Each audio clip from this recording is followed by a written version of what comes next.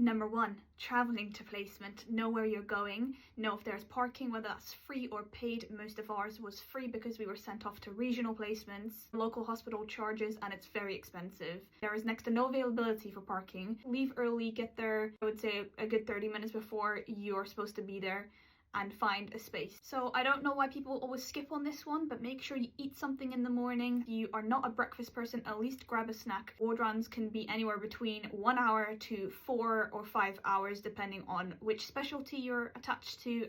This goes without saying, dress the part. Make sure you have a comfortable pair of scrubs. I wore my NIMS one for all of my hospital placements, or my own clothes for outpatient visits. And invest in a good pair of shoes. Find the reception team and introduce yourself to them and say that you are the medical student here to join whatever placement rotation it is. They will point to where the doctor's office is, knock on the door, introduce yourself again. Normally somebody will know that you are supposed to be there.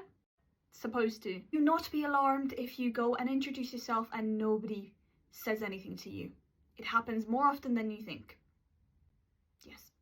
Ward round starts pretty soon after handover, so make sure you're paying attention as to where it's going to start taking place, or at least if you have a fellow, follow them and ask them questions. I carried a little A4 notebook with me and I would be scribbling things down, things that I didn't understand, things that really interested me, or things that I wanted to ask questions about at the end of the day, and kind of compile these into a place where I could look back at these notes, so either using Notion or OneNote. Now, you are not there to pull curtains for the rest of your career. Make sure you're asking questions, make sure to be involved, and remember, you need to get signed off. If you are present during the ward round, if you have read the patient notes or have listened at least to handover, you will know which patients are best to go and speak to for histories, for examinations, or for any other clinical skills that you need signing off. If your university is lucky enough to provide you with teaching fellows, utilize them. They're literally the best people to ask questions, and their job is to be there and teach you and answer any of your questions and help you with sign-offs, etc., etc.